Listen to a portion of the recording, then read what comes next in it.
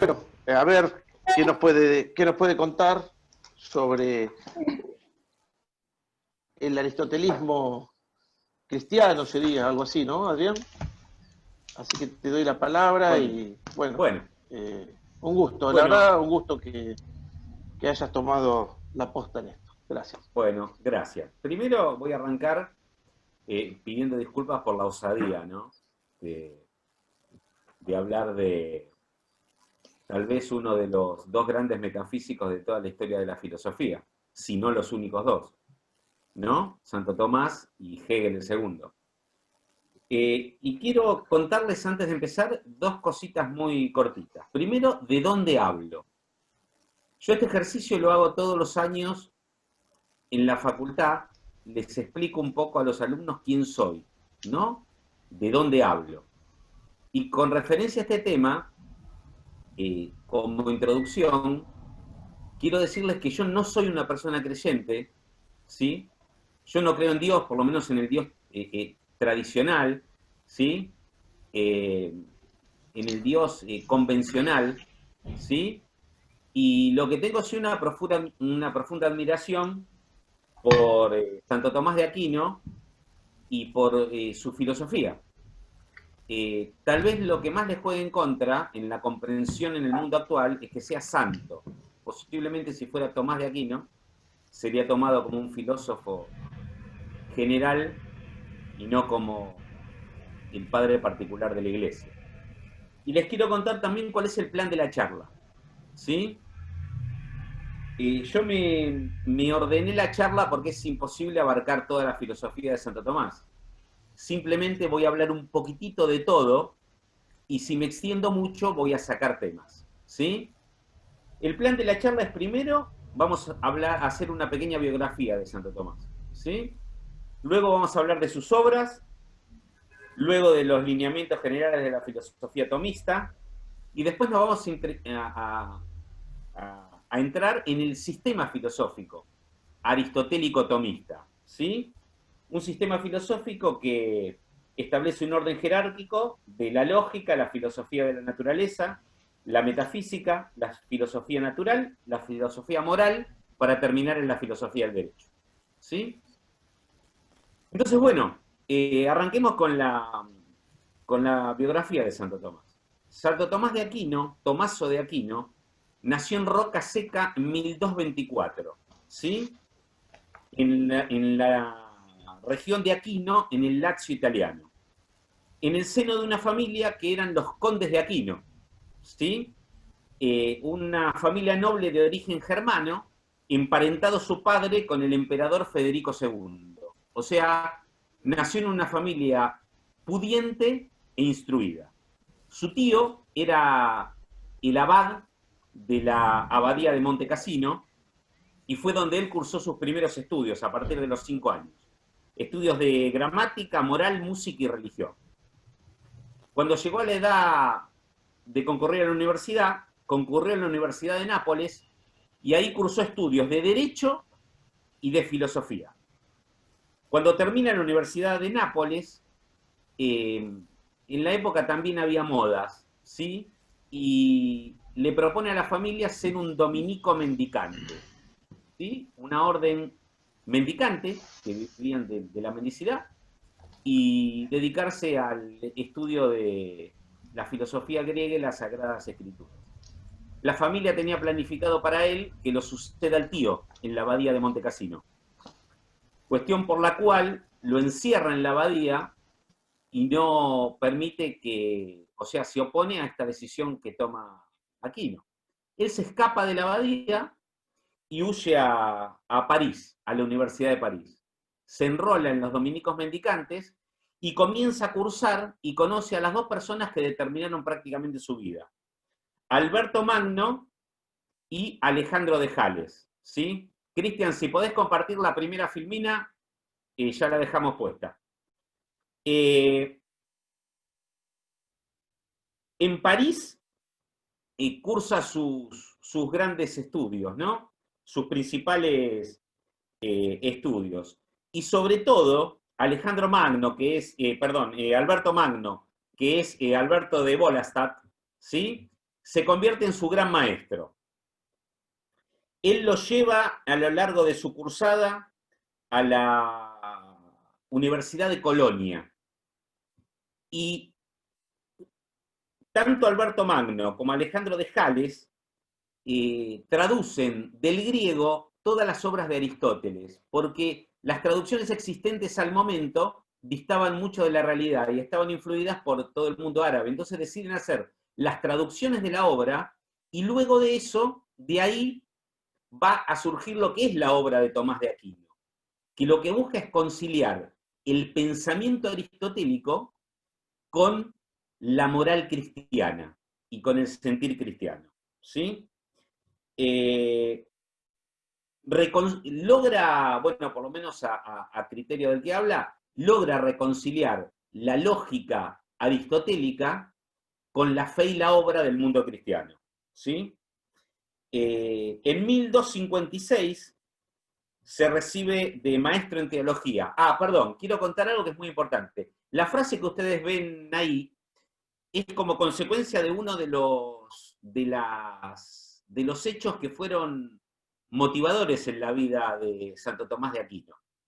Cuando Alberto Magno lo lleva a Colonia, era una persona muy callada y lo quiere exponer al escrutinio público. Entonces le da una tesis de San Agustín, ¿no? Una tesis de la patrística agustiniana, para que él argumente en contra. Cuando él argumenta en contra en público, lo hace con tal solvencia y con tal seguridad que lo asombra Alberto Magno, y ahí es donde pronuncia esta frase, que dice: llamáis a este el buey mudo, pero yo os aseguro que este buey dará mugidos con su ciencia que resonarán en el mundo entero. Y eso fue lo que pasó. Se recibe en 1256, le otorgan el título de maestro en teología, a la edad de 31 años, que era poco habitual en esa época, sobre todo en la Universidad de París. Luego comienza su periplo europeo, es profesor en la Universidad de Roma, Nápoles, Viterno y París. Su fama lo antecedía, y cuando va a Italia a dar clases lo recibían como si fuera un rey, por su solvencia y por su fama intelectual. ¿Cuáles fueron sus enemigos? No sus enemigos prácticos, sino, digamos, sus enemigos intelectuales.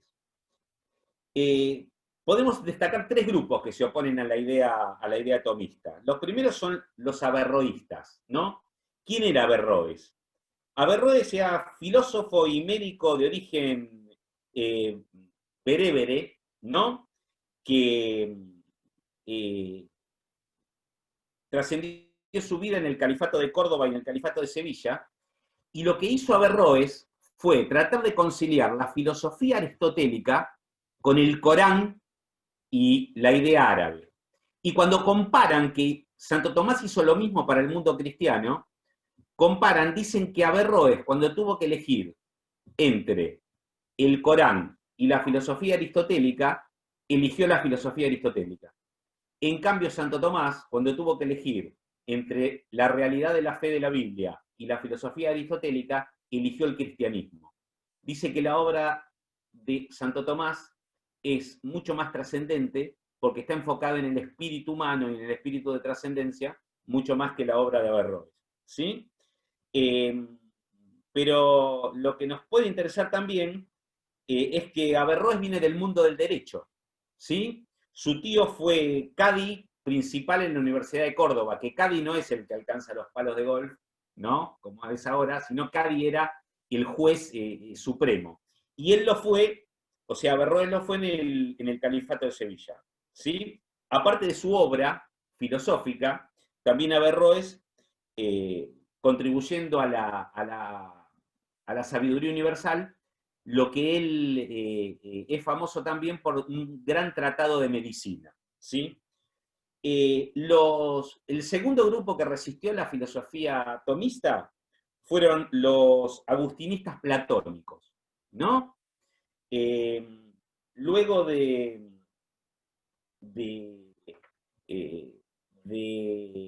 esta ponencia que realiza en Colonia Tomás de Aquino, escribe gran cantidad de obras refutando la idea de San Agustín, ¿sí? No toda.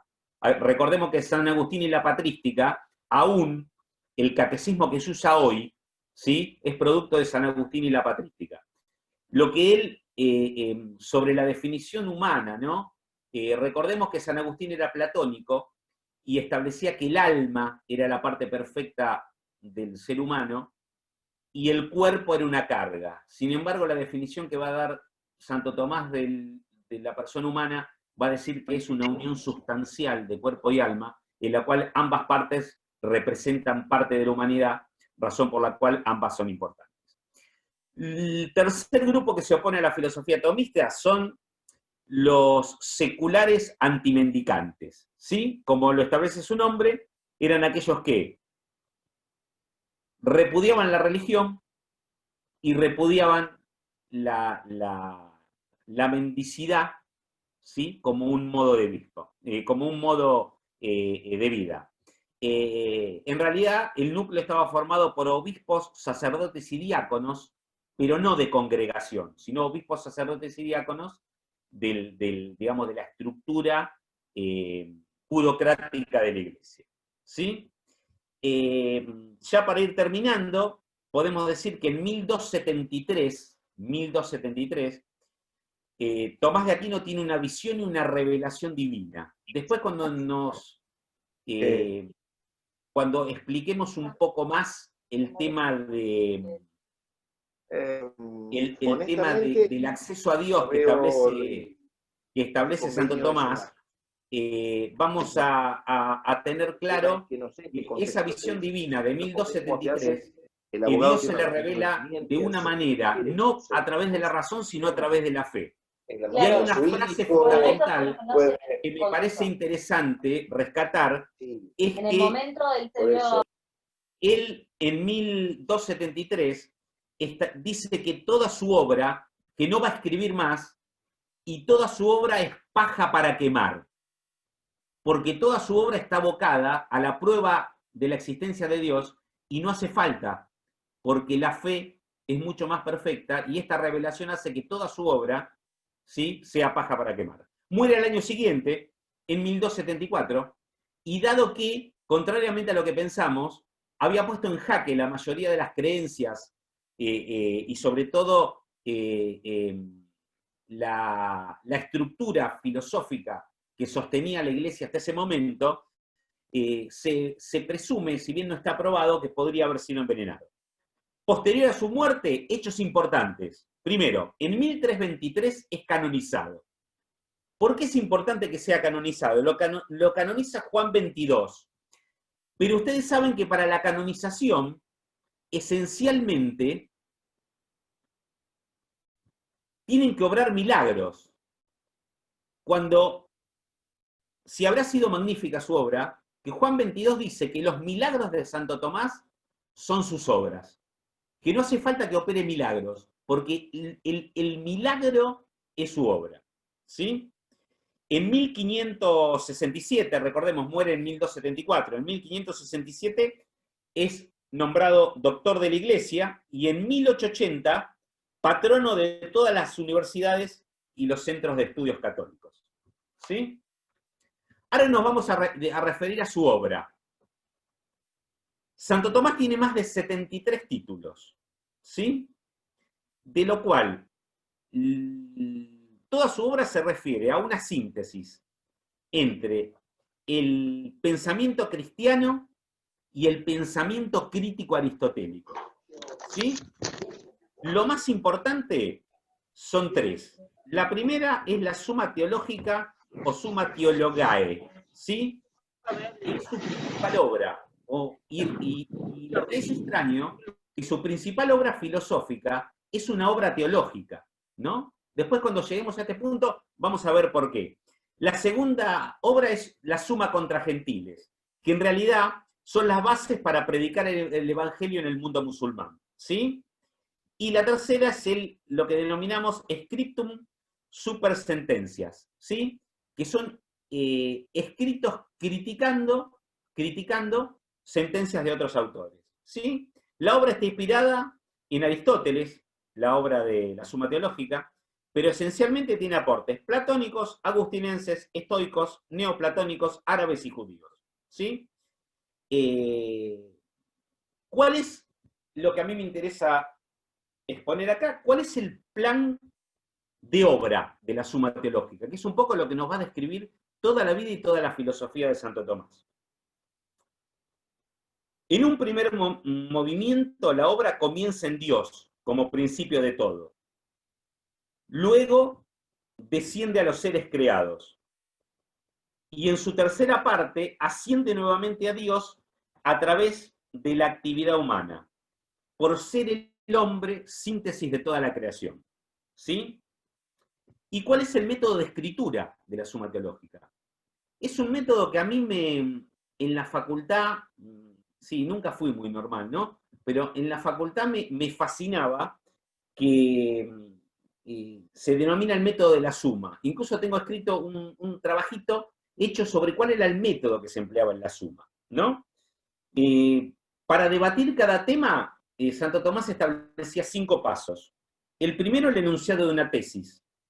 El segundo, las objeciones, las objeciones al armado de la tesis. El tercero, los argumentos de autoridad sed contra.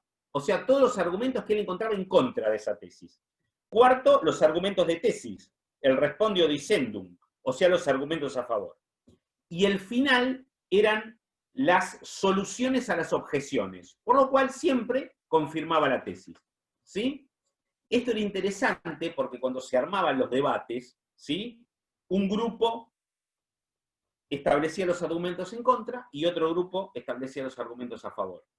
A mí siempre me fascinó esta manera de poder escucharnos y de poder rebatir argumentos, y siempre pensé que sería interesante en un ámbito universitario, en un ámbito académico, no discutir, sino establecer turnos, establecer argumentos en pro y en contra, y luego obtener una conclusión. Me parece una manera interesante de llegar a la verdad. ¿Sí? Un poquito le voy a contar de cuáles fueron sus obras. Tuvo 3 síntesis teológicas o sumas, 9 tratados en forma de disputas académicas, 12 disputas cuodliberales, 9 exégesis sobre las Sagradas Escrituras, y una colección de glosas de los padres de la Iglesia sobre los evangelios, conocida como Áurea, 11 exposiciones sobre los trabajos de Aristóteles, 12 exposiciones sobre los trabajos de Boecio, 2 exposiciones sobre los trabajos de Proclo, 5 trabajos polémicos, 5 opiniones expertas o responsa, y 15 letras sobre teología, filosofía o temas políticos. Un texto litúrgico, 2 oraciones famosas que aún existen en el mundo católico, 85 sermones y 8 tratados sobre teología. Realmente una obra muy, muy, muy prolífica. ¿Sí? Bueno, hasta acá, biografía de Santo Tomás y su obra. Ahora vamos a intentar establecer los lineamientos generales de la filosofía tomista. Le pido, por favor, que si alguno me quiere hacer una pregunta o algo, interrúmpame, ¿sí? Que para eso estoy. Adri, yo una sola cosa te quiero preguntar, Cristian. Sí. Sí. Anda marcando cuándo vamos cambiando la filmina. Sí, no, te marco, está perfecta la que está. Está perfecta la que listo. está. Genial. Sí, yo te marco. Gracias. Para establecer los lineamientos generales de la filosofía tomista, lo que sería interesante establecer la definición más lógica de filosofía, o la definición aristotélico-tomista de filosofía, ¿no? Podemos decir que la filosofía es la ciencia de la totalidad de las cosas por sus causas primeras o últimas a la luz de la razón natural. Es la ciencia de la totalidad de las cosas porque el objeto de estudio de la filosofía son todos los objetos cognoscibles. Todo aquello que podemos conocer es objeto de estudio de la filosofía. ¿Sí? Decimos por sus causas primeras o últimas, porque lo que trata de desentrañar la filosofía es el origen de las cosas y el fin al cual nos dirigimos. Y todo el resto de las ciencias lo que trata son las causas segundas. Entonces la filosofía trata las causas primeras y las causas últimas, ¿sí? La física, las ciencias naturales y demás, lo que trata son las causas segundas, ¿sí? Y por último, a la luz de la razón natural. ¿Qué significa eso? El medio que tiene para conocer el ser humano es la razón. Por eso, como una luz que ilumina el conocimiento, la razón es el elemento por el cual conocemos, ¿sí? Lo que voy a tratar de describir, que es lo que está en el cuadro, ¿sí? Es todo el sistema filosófico aristotélico tomista. Y para dar una descripción general, lo que podemos decir que Santo Tomás, ¿sí? Basado en Aristóteles, lo que hace o lo que describe es un sistema integral, ¿sí? Un sistema general del porqué de cada una de las cosas. Establece categorías y formas para las cuestiones. Y establece un sistema que explica, o trata de explicar, mejor dicho, desde la existencia de Dios hasta el porqué de las artes, catalogándolo y categorizándolo, ¿sí? Y establece un orden que es un orden natural. Lo primero que tenemos que decir en los lineamientos generales de la filosofía tomista, que parte de dos axiomas. El primero, de la afirmación que hay una realidad objetiva del universo. O sea, el universo existe. Y no solo que existe, sino que el segundo axioma, la confianza en los sentidos y en la inteligencia humana como instrumento de conocimiento. O sea, el universo existe, es una filosofía realista. El universo existe, pero no solo existe, sino que podemos conocerlo a través de la razón humana, ¿sí? Por supuesto, a lo largo, sobre todo a través de Nietzsche en adelante, cuestionan este orden natural y cuestionan el poder del conocimiento, ¿sí? Pero como afirmación de la realidad objetiva del universo, Santo Tomás crea esencialmente un sistema o una forma o una categoría con 4 órdenes universales, ¿sí? El primer orden establece que existe un orden natural, ¿sí? En el que la razón humana no hace, sino que considera. Este es el objeto de la física y de la metafísica. Existe un segundo orden, que es el orden racional, ¿sí?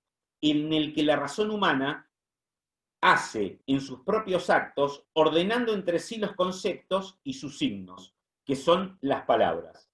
Es el objeto de la moral o la ética, ¿sí? Que es la filosofía práctica, ¿sí? Un tercer orden, ¿sí? Que es el orden moral, ¿sí? En el que la razón humana hace en las operaciones de la voluntad. La razón humana elige. Y un cuarto orden, y el orden técnico, que es en el que la razón humana introduce en las cosas exteriores construidas por el hombre, que es el objeto de las artes mecánicas. Entonces establece 4 categorías, ¿sí? Que son por orden descendiente. El primero, el orden natural, el orden racional, el orden moral y el orden técnico, ¿sí? También realiza una clasificación en la división de la filosofía. Vamos al cuadro primero, ¿no? Establece 3 divisiones de la filosofía. La filosofía normativa, sí, que es la lógica, que se divide en lógica mayor y lógica menor, ¿sí?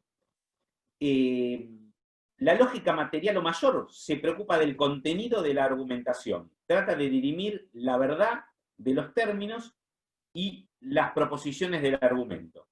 Y la lógica formal o menor está interesada en la forma o la estructura de los razonamientos, no en el contenido, sino en la forma en que armo las premisas. ¿Se acuerdan los silogismos? Bueno, eso es parte de la lógica menor. ¿Por qué lo pone arriba y primero la filosofía normativa? porque nos tenemos que poner de acuerdo de qué sistema o de qué manera vamos a conocer. ¿Está? Y las reglas de cómo vamos a razonar, cuál va a ser el camino de la razón para conocer el cosmos o el orden que nos rodea, nos lo va a dar la lógica. La lógica mayor, a través del escrutinio de la argumentación, y la lógica menor, a través de la estructura. ¿Sí? Luego, la segunda parte, que es la filosofía especulativa, ¿sí? O la filosofía de la naturaleza, ¿correcto? Que es la filosofía de la naturaleza, tiene dos tipos dentro del mundo corpóreo, ¿sí?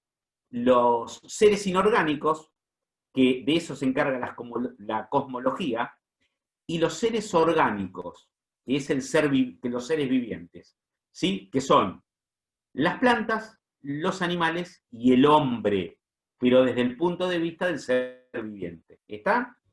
¿Qué es lo que va a dirimir la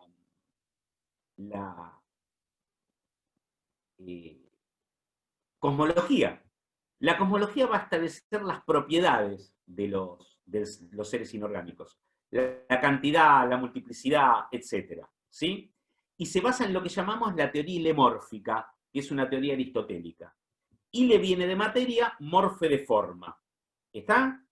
Y en realidad, lo que nos dice que la materia es el elemento pasivo y potencial, ¿sí? El elemento que está en todas las cosas. Ustedes piensen que estamos hablando de los griegos, 25 siglos, ¿sí? Y prácticamente describe de una forma irrefutable lo que es el átomo, ¿sí? Aquello que está en todos lados es la materia prima, el elemento pasivo. Y el segundo es la forma, o la sustancia, que es el acto especificador, lo que hace que la cosa sea, ¿sí? La materia, ¿sí? Tiene una forma que hace que sea una planta, perdón, que hace que sea una piedra, que hace que sea un árbol, que hace, ¿sí? La teoría ilemórfica. Ile es materia y forme es forma, ¿sí? Y luego la segunda parte, que es la sociología, ¿sí? Perdón, la psicología, que establece a los seres vivientes, ¿verdad? Los organismos vivos, ¿sí? Todo ser vivo posee un principio o una energía vital. Si le queremos llamar alma, le vamos a llamar alma. Pero existen diferentes categorías de esa energía vital, ¿sí? Es una fuerza de donde emergen las operaciones inmanentes. ¿Está? El principio del movimiento. Eso es el alma. Y establece un alma vegetativa, ¿sí? En el cual tiene actividades inmanentes, como son la nutrición, la reproducción, el crecimiento, esas son las plantas. Un alma sensitiva, ¿sí? Que suma las condiciones del alma vegetativa más el conocimiento sensorial, que son los animales, o sea, nutrición, reproducción, crecimiento y conocimiento sensorial o sensible, ¿sí? Y un alma racional, que es la tercera categoría, que es el hombre, que le agrega a la nutrición, reproducción, crecimiento y conocimiento sensorial, intelección y volición, o sea, inteligencia y voluntad. Y así llegamos al alma humana. ¿Qué es el alma humana? Es el principio vital, espiritual y subsistente, pero no es completa, como dice San Agustín o Platón, sino que con la definición de persona humana, ¿sí? Que da Aristóteles y Santo Tomás, establece que es una sustancia individual de naturaleza racional, una unión sustancial de cuerpo y alma, ¿sí? Que la persona humana también es un adelantado, porque nos llama persona humana y no hombre, ¿sí? No tendríamos problema de género en este caso, ¿sí? Dice que es una unión sustancial de cuerpo y alma. Una sustancia porque subsiste, ¿sí? Y existe en sí mismo, más allá de cualquier cuestión. Es individual porque tiene una unidad existencial, ¿sí? Distinto del resto de los seres de su especie. es de la naturaleza porque pertenece a una especie, y es racional intelectual porque es capaz tiene la capacidad de entender intuitiva y discursivamente, pasando por inferencias intelectuales de lo más conocido a lo menos conocido. O sea, puede conocer, ¿sí? Puede conocer. Entonces dice que el hombre es sustancia, porque existe en sí mismo, que es individual, porque tiene carácter único, porque se diferencia de su especie, porque Cristian Calegari es Cristian Calegari, y en su individualidad es igual que toda la humanidad, ¿sí? Pero pertenece a un género, por lo tanto, tiene una estructura típica y comparte una especie. Y es un ser racional, capaz de entender intuitivo y discursivamente, y capaz de conocer su entorno. ¿Sí? Estamos en filosofía de la naturaleza, cosmología y psicología. Vamos ahora a la metafísica. ¿Sí? Ya consideramos, ¿sí?, a las cosas desde la cosmología como un ser inorgánico. Ahora lo consideramos desde la psicología como un ser orgánico y viviente. Y ahora debemos considerar el ser desde la metafísica en cuanto a ser, ¿sí? No en cuanto a su composición, ¿sí? La metafísica se compone de tres grandes cuestiones. La primera es la teoría del conocimiento. La segunda es la ontología, que habla del ser en sí mismo. Y la tercera es la teología natural, que es a la cual yo le voy a dedicar mayores atenciones, ¿sí? Que es Dios como principio primero del ser. Entonces vamos a la primera parte, teoría del conocimiento. ¿Se acuerdan que cuando nosotros empezamos a hablar de lo que era la filosofía tomista, decíamos que Santo Tomás de Aquino estableció un mundo real y que existe, pero no solamente que existe, sino que lo podíamos conocer, ¿sí? Este mundo era asequible para el hombre lo podía conocer.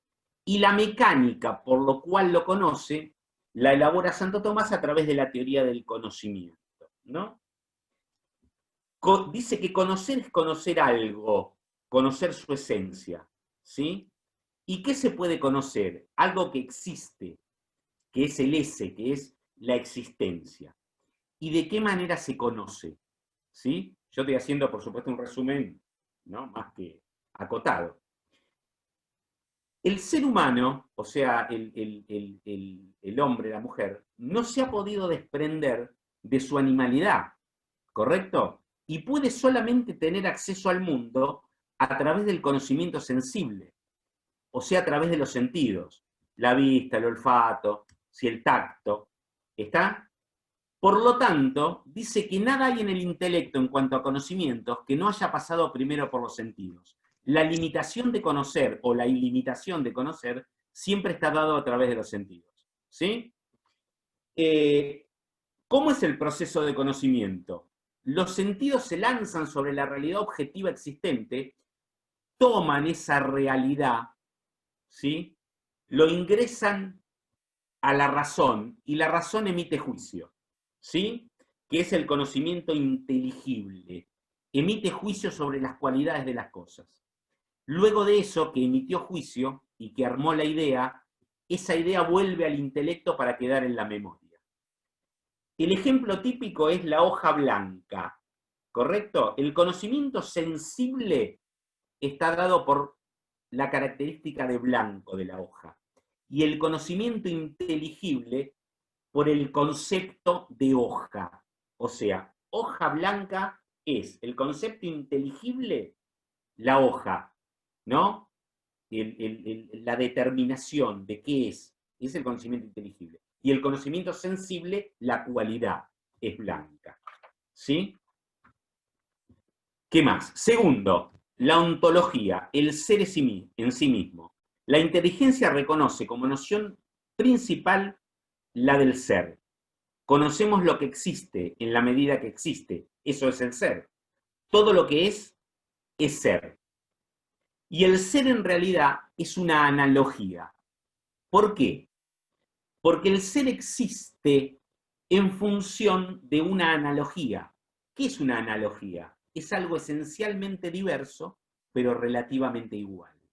O sea, el ser existe a semejanza de algo. ¿A semejanza de qué? Cuando vayamos al final de la teoría de Santo Tomás, vamos a decir que existe a semejanza de Dios, por lo menos para Santo Tomás. ¿Sí? Las cosas pueden ser descritas mediante sus propiedades. ¿Y cuáles son? ¿Qué es una propiedad? La propiedad es todo aquello que no está incluido en el concepto, pero lo sigue como un modo necesario. O sea, el concepto es hombre. Todo lo que no está excluido en el concepto de hombre, animal racional, todo lo que no está incluido ahí es un atributo del ser. ¿Cuáles son los atributos del ser? La unidad, porque el ser es uno e indiviso. La verdad, el ser es verdadero y está conforme a su inteligencia.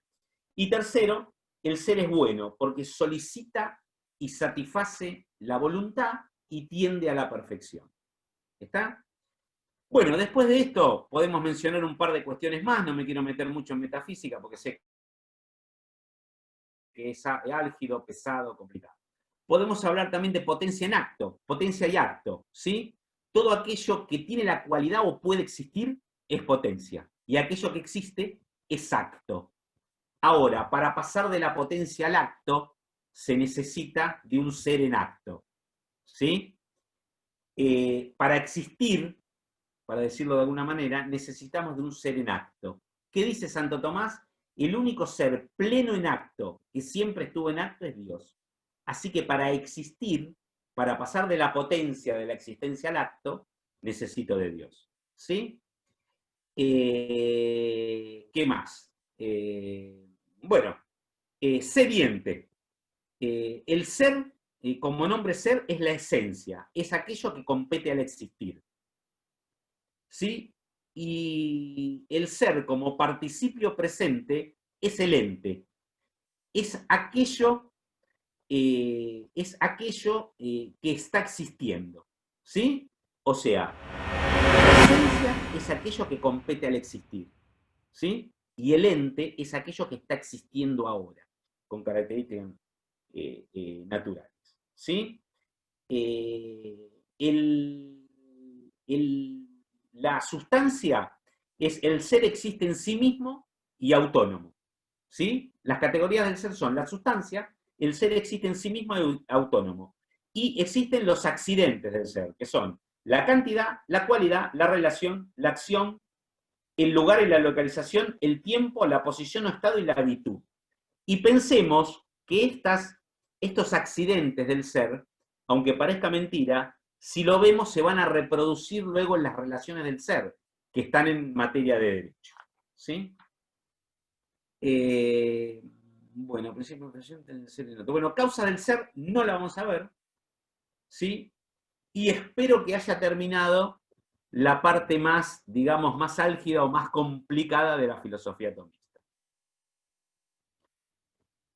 Vamos a ingresar en lo que es la teología moral, ¿sí? O cómo hace Santo Tomás, y ahí nos vamos a meter nosotros a tratar de elaborar alguna idea autónoma de lo que dice Santo Tomás, cómo establece o acredita lo que es la existencia de Dios. ¿Sí? Santo Tomás dice, la existencia de Dios es evidente en sí misma, pero no para nosotros, por lo tanto debemos demostrarla.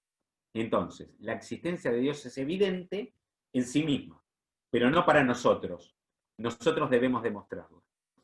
¿Y qué es lo que hace Santo Tomás? Santo Tomás dice que existen dos vías para llegar a Dios. Una que es perfecta, que es la fe. Y otra que es imperfecta, ¿sí? Pero que también podemos llegar a Dios, que es la razón humana. Yo tengo acceso a Dios a través de la fe, tengo una comprensión metafísica, tengo una comprensión real de lo que es Dios y no necesito de otra cosa. Pero si quiero llegar por el camino de la razón, puedo hacerlo. ¿Sí? A mí, cuando leo, cuando estudio algo de Santo Tomás, mi esfuerzo es por darle una visión a Santo Tomás que sirva para el mundo de hoy, que exista hoy, ¿no? Que ese sistema lógico edificado del cosmos como un orden, ¿sí? Sea aplicable a hoy, ¿no? Entonces yo me permito, a lo mejor eh, atreviéndome, ¿no? A equivocarme, ¿sí? Lo que yo aprendí en metodología de la investigación científica es que para obtener la respuesta adecuada hay que hacer la pregunta adecuada, ¿sí? Cuando uno formula la tesis en una investigación, lo que tiene que hacer es la pregunta adecuada, porque si yo hago la pregunta equivocada, el resultado que voy a obtener es el equivocado. Entonces me parece que la pregunta no sería si Dios existe, ¿sí? Sino que la pregunta que hoy 2020, nos serviría, ¿no? Para comprender, a ver si este sistema de un cosmos ordenado, de leyes que rigen todo, ¿sí? La pregunta sería, ¿qué es para mí? ¿O qué es para nosotros Dios? Que a lo mejor no es el Dios de la Biblia, pero sí es el Dios que explica Santo Tomás en el cosmos, ¿no? Si Santo Tomás dice que, que, que, que, que el cosmos, el universo, tiene un orden, yo puedo entender que ese orden es Dios, ¿correcto? O lo llamo Dios. ¿Podemos pasar a la próxima filmina? Yo quiero relacionar el mundo de la metafísica con el mundo de la física, ¿sí? Y quiero meterme un poco en cuáles son los adelantos, ¿sí? ¿Los adelantos sobre qué? Si yo trato de explicar que el orden, ¿no? Que el cosmos, ¿sí? De alguna manera, tienen leyes que lo rigen, tienen formas que lo rigen, ¿verdad? Y que eso se proyecta al ser humano, a la conducta humana y demás, porque el mundo en realidad tiene orden y lo que tenemos que hacer a través del conocimiento es tratar de desentrañar ese orden, ¿sí? Sería interesante saber qué nos puede aportar la física. ¿Qué diferencia hay entre la física y la metafísica? La física explica las leyes del universo, ¿verdad? Las leyes de ese orden, ¿sí? O sea, la física explica el cómo, ¿correcto? Y la metafísica pretende explicar el por qué. La pregunta que nos podríamos hacer es, por ejemplo, ¿cuál es el origen del universo? ¿Cuál es el origen del cosmos? ¿Verdad? En esa inteligencia de Santo Tomás, que plantea que el origen es Dios, ¿no? Podemos plantearnos hoy, 2020, ¿qué nos dice la física? ¿Sí? Y lo que están viendo en la filmina, que la prensa la denominó la máquina de Dios, ¿está? Es un acelerador de partículas, ¿sí? O también llamado acelerador de hadrones, ¿sí? ¿Qué es esta máquina? Esta máquina, como ven en la foto de abajo, es una tubería de 27 kilómetros, ¿sí? En un círculo que queda en Suiza, y la otra máquina que ven al costado es un generador de campos magnéticos. ¿Está? Un gran generador de campos magnéticos. Si podemos pasar a la próxima filmina, lo vamos a ver en perspectiva. ¿Sí? ¿Qué es lo que hace esta máquina? Esta máquina acelera partículas. ¿no? ¿Ven? Generador de hadrones, 27 kilómetros. ¿Está? Acelera partículas, prácticamente a la velocidad de la luz. ¿Sí? Luego de acelerar estas partículas a la velocidad de la luz, las hace colisionar. Ustedes dirán, ¿por qué este loco me está explicando esto? Cuando estas partículas colisionan, se transforman en energía. Y esa energía, por un instante, crea lo que se llama el bosón de Higgs, crea taquiones. Esa energía se convierte en materia. ¿Correcto? Esa energía se convierte en materia. O sea, de la nada, de la energía, surge la materia. ¿Para qué nos sirve esto? Esto nos da ciertas certezas sobre el origen del universo, ¿no? El universo es una gran explosión, ¿sí? Que es la teoría del Big Bang, que sucedió esto, que podemos recrear en una partícula, ¿sí? Sucedió en el inicio de los tiempos, hace 13.700 millones de años, ¿sí? En ese instante en que se crea la totalidad de la materia, se crea la única ley que rige todo el universo y lo mantiene unido, que es la gravedad, ¿sí? Se genera la materia, se genera el tiempo, porque el universo está en expansión, y se genera la única constante que existe en todo el universo, que es la velocidad de la luz. ¿Sí? ¿Por qué explico todo esto? Porque para la física ya no hay secreto que el universo nació en un momento, hasta puede precisar cuándo, ¿sí? De qué materia nació, ¿sí? Y cuáles son las leyes del universo. La constante es la velocidad de la luz, la gravedad es lo que lo mantiene unido, el tiempo es el carácter que le da expansión y la materia es el objeto creado. ¿Sí? Entonces, si nosotros asociamos esto a lo que dice Santo Tomás, que dice que la manifestación de Dios es el orden del cosmos, podemos tal vez no creer que existe el Dios de la Biblia, pero sí que existe un orden universal o un cosmos y son capaces de conocerse. ¿Sí? Bueno, no voy a caer en los temas que ya conocemos, que son las 5 vías para llegar a Dios, ¿no? Santo Tomás explica un poco esto con lo que tenía, digamos, con la lógica que tenía a mano en su momento, que hay 5 vías que son el primer motor, la primera causa o causa eficiente, el ser necesario, el ser perfecto en jerarquía de perfecciones, y la primera inteligencia, como el orden del universo, ¿no? Este orden existe.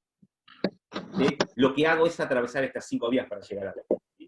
Y la conclusión de esto, a lo mejor parece simple y sencilla, pero yo quiero que por favor piensen en la profundidad que tiene esta expresión de Santo Tomás, ¿no? Dada en el 1200, ¿no? 1200 y pico. Dice, Dios es el que es. O sea, Dios no es ni el que fue, ni el que será. Dios es el que es. Y si nosotros inferimos que ubica a Dios en un lugar anterior a las leyes de la física, anterior al tiempo, anterior al orden, anterior a que se generara el universo, ¿sí? Ni siquiera como una persona pensante ubica a Dios ahí, sino como el principio de todas las cosas, y entonces nos tendríamos que plantear qué es la fe en Dios. ¿Sí? Es la fe esencialmente en el orden del universo, en que existen leyes que van más allá de nuestro entendimiento y de nuestro conocimiento, pero que nos rigen. Y el conocer es conocer esas leyes. ¿Sí? Vamos a pasar a prácticamente lo último, y ya se liberan de mí porque sé que es algo pesado y denso, ¿no? En la idea o en la inteligencia de que existen leyes que rigen el universo, esas leyes, para Tomás y para Aristóteles, se proyectan a lo que es la filosofía moral, ¿no? O sea, existen reglas universales que rigen el cosmos. y estas derivan en reglas naturales que rigen a los hombres. ¿Sí? O sea, esas reglas naturales ya existen. Lo que tenemos que hacer es descubrirlas. ¿Sí? Y sobre todo, lo que tenemos que pensar, ¿a qué están orientadas estas reglas? ¿Verdad? Se concibe al hombre como activo, libre y sobre todo esto, consciente de su finalidad. El hombre tiene un fin. Y el fin es aquello por lo cual se hace una cosa. ¿Verdad? ¿Y cuál es ese fin? Ese fin lo divide en dos, Santo Tomás. Dice que fin y bien se identifican. Porque en esencia, el fin es el bien. ¿Y por qué el bien? Porque el fin humano, ¿sí? O el fin ubicado en la persona es la felicidad. Y la felicidad solamente se arriba a través de yo poder llegar a los universales. ¿Qué son los universales?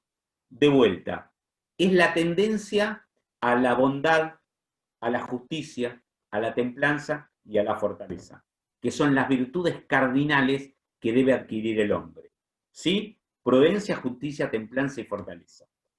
¿Cómo se adquieren esas virtudes? Que es un hábito que hace bueno a quien lo tiene y en la operación el hombre perfecciona su espíritu. A través de la voluntad. ¿Qué es la voluntad? Es el apetito que brota del conocimiento intelectual, o sea, hago algo porque quiero hacerlo, y que tiene por objeto el bien conocido por el intelecto. El acto voluntario virtuoso, que me va a acercar a la prudencia, a la justicia, a la templanza y la fortaleza. ¿Está? Ese es el fin humano y a través de eso yo llego a la felicidad. ¿Sí? Y por último, que voy a hablar muy poquito, solamente 2 frases, porque es lo más conocido, que es lo que es la filosofía del derecho, ¿no? Santo Tomás define la justicia como el hábito por el cual, con perpetua y constante voluntad, es dado a cada uno su derecho. ¿Sí? Y define al derecho como el objeto de la justicia, la herramienta de la justicia. Lo importante es la justicia, que es darle a cada uno su derecho. Y la herramienta por la cual le damos la justicia es el derecho. Si yo, en la práctica de todos los días, al que defiendo le tengo que conseguir la cosa, eso es la justicia. La sentencia sería el derecho. Si yo tengo la sentencia favorable y no tengo la cosa, lo que conseguí fue el derecho, pero no la justicia. ¿Sí? Bueno, establece una división de justicia en justicia general, distributiva y conmutativa. ¿Sí? Y establece un orden, el mismo orden que establece para el cosmos, para la creación, para todo lo demás, el orden natural y demás, lo establece también en una categoría de leyes. Santo Tomás dice que existe la ley eterna, que es el plan de la divina sabiduría por el que dirige todas las acciones y movimientos de las criaturas en orden al bien común de todos y del universo. Existe una segunda categoría por debajo de esta, que es la ley natural. La ley natural es promulgada al hombre por medio de la razón, ¿verdad? Y como último, la ley positiva. Es la que procede del intelecto práctico de la razón humana, dirigida al bien común temporal y promulgada por la autoridad competente. ¿Sí? Entonces, en esta categoría, él habla de un plan general, de un orden general, de leyes de la naturaleza que también rigen lo moral. Una segunda categoría, que es la ley natural, que es la que el hombre debe acceder cuando entiende cuáles son esas leyes que nos rigen, y la ley positiva, que es la ley del hombre para el hombre, que siempre debe basarse en la ley natural. ¿Sí? Y solamente 3 conceptos, y le digo cuáles fueron mis conclusiones de la filosofía tomista. Primero, 3 conceptos. Bien común, concepto definido por Santo Tomás, que no es el bien de todos y de cada uno, sino que es el bien de toda la comunidad, para la época. ¿Sí? Sobre todo por la justificación de principios que hace. El primero, el concepto de guerra justa. ¿Está? Él habla de que la guerra debe ser justa porque debe tener una justa causa, ¿sí? Debe ser declarada por quien debe declararla, que es el príncipe, quien tiene a su cargo el cuidado de la comunidad, y tiene que tener la recta intención de los contendientes. ¿Está? Estas tres categorías son las que denominan lo que es una guerra. Y el segundo, que es el que me parece más revolucionario aún, es el concepto de la pena de muerte. ¿Está? Contrariamente a lo que la Iglesia predica en los últimos siglos, Santo Tomás no dice que la pena de muerte no está vedada o está vedada solamente está prohibida por la Iglesia. Dice que el bien supremo protegido es toda la comunidad, no el individuo. Así que puede sacrificarse el individuo en pos de toda la comunidad. Y ahora son 4 conclusiones de lo que creo que nos aporta la filosofía tomista. La filosofía tomista dice que la realidad existe porque existe un orden universal, un cosmos del cual hay que descubrir sus reglas, a través de la razón. Y ese es el movimiento humano del conocimiento, ¿sí? Es la función de la existencia humana, ¿sí? A través de la razón, conocer el universo que los rodea. Segundo, Santo Tomás elabora una explicación completa del cosmos, con base aristotélica cristiana, ¿sí? Y en realidad, pensemos que hoy la cultura universal, no solamente nuestra cultura, la de Occidente, hoy la cultura universal es la cultura de Occidente, es greco-romano-judeo-cristiana, y tiene una gran síntesis, ¿sí?, en la obra de Santo Tomás y en la idea del mundo de Santo Tomás, ¿sí? También aporto que es el principal metafísico, porque tiene una teoría sistémica para los seres vivos, para el cosmos y para todo lo existente. ¿Está? Ensaya una explicación del sistema y de la evolución de la condición humana y de todas las cosas. El único que hace algo parecido es Hegel, ¿sí? Que establece un modo de discurrir, ¿no?, que contradice a Santo Tomás, ¿sí? El sistema de Santo Tomás está orientado a identificar la idea de Dios como todo lo que existe y deja abierta la posibilidad de una interpretación moderna del orden universal. Y lo último que quiero decir son las implicancias morales que trae derivada la filosofía tomista. ¿Sí? Cuando bien expuso Iván lo que era Hegel, ahí hablamos de las implicancias morales que podía traer la doctrina de Hegel, que Hegel ni se las imaginó, ¿verdad? Donde gobierna la razón, solamente la razón humana, ¿sí? No existe freno, porque si la idea cumple con todos los pasos, se convierte en ley y se ejecuta, no existe el derecho justo ni la justicia, sino que lo único que existe, ¿sí?, es la razón humana, ¿sí?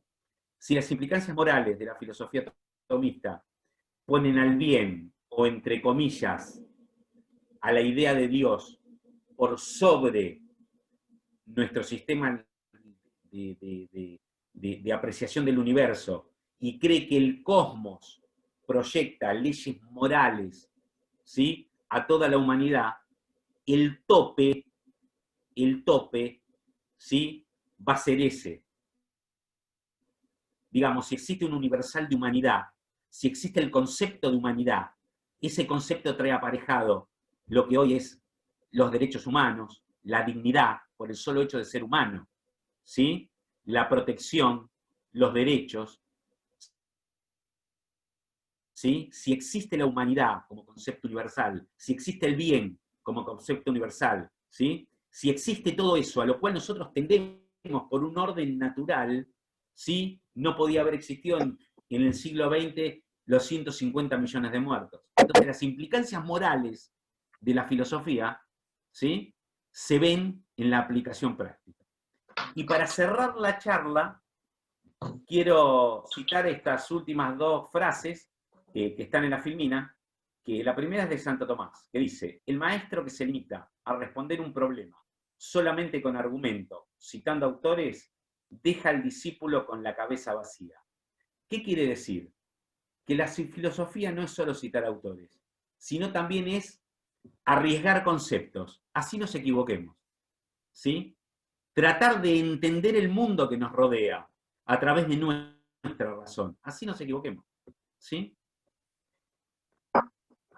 Y lo segundo dice que es una frase de Voltaire que dice: si Dios no existiera, sería necesario crearlo. Y acá voy a cerrar, lo último que voy a decir, por lo menos si nadie pregunta nada, ¿no? Lo último que voy a decir es que yo no creo en Dios, ¿sí? No creo en Dios. No tengo la fe para creer en Dios y la razón no me alcanza, pero sí creo que si todo el mundo creyera que Dios existe y creyera que existe un orden universal, el mundo indudablemente sería un mejor lugar.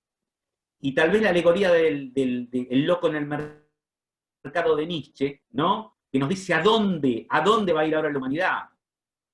Nos han borrado el horizonte, es un poco eso, ¿no? Es un poco borrarnos esos universales, esa tendencia al bien, a la bondad, a la felicidad que debe tener el ser humano para cumplir con todos sus anhelos y poder apagar la angustia existencial, ¿sí? De existir cada día y de saber que la existencia se termina. Bueno, nada más, muchísimas gracias y perdón por lo largo, por ahí, lo pesado de la charla. Gracias.